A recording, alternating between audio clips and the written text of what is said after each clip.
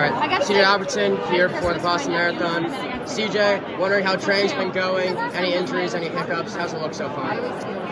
Training's been going all right. I wouldn't say it's like my best training block ever, but yeah, I mean, I feel like I've done enough to be ready to go out and race. And I've ran 20-something marathons now, so I feel like they all kind of build on each other. And so, yeah, I mean, again, I don't think I'm gonna like do something crazy or run some crazy fast time because training hasn't been quite there for like a huge breakthrough, but I think it's been good enough to just have a solid performance, and I just have to kind of have a good race. And then in terms of training maybe not being exactly where you've liked it, is that led to part of the decision? Usually you race a ton. You've only raced, I think, once so far prior to Boston. Has that kind of factored into that a bit? Yeah, well, I haven't raced at all. Actually, I paced Houston, but that's the only thing I've done. But no, Boston was the plan, like to start and just be. I never really do many tune-up races, so I just kind of hit it and go. And usually Boston's my first race, so yeah, so that's the plan. And then I'll run Ottawa in 5 weeks. But yeah, so training hasn't affected any sort of race plans.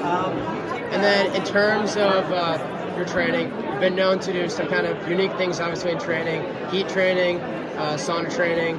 Do you think that's made you uniquely prepared for Boston this year? Probably not, because the weather looks like it's going to be pretty mild, like starting in the mid-40s. So, I don't think that's really going to play a role. I mean, it keeps you in general fitness, but I don't think heat's going to play any sort of a factor in the race on Monday. And then in your build-up, who's been some of your main training partners? Been running mostly alone, with anyone, or? Yeah, just run alone pretty much.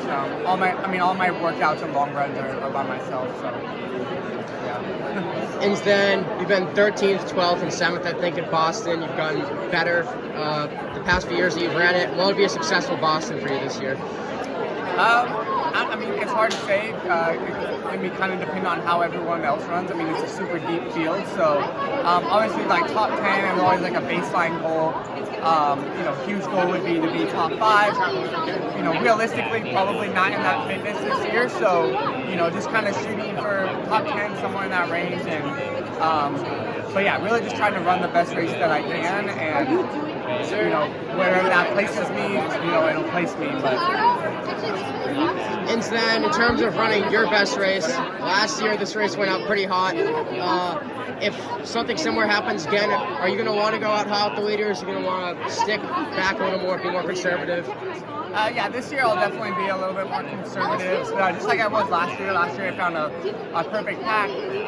We were running maybe around 450 pace or so, which for the kind of more downhill portions was perfect for me. And then I had to run solo for a little bit more of it than I'd like, but that's how it goes sometimes. So, but yeah, I think this is going to be a really deep field. So even if people go out really fast, there's going to be packs at like 63, 63.30, 64. Like there's going to be, I think, a lot of packs and a lot of people to run with. So I think I'm going to be able to find a group that is good for me. I don't really like going out slow, but there's going to be a group that's running, decently fast, even if we're the second or third or even fourth group. So yeah, I think it'll be fine.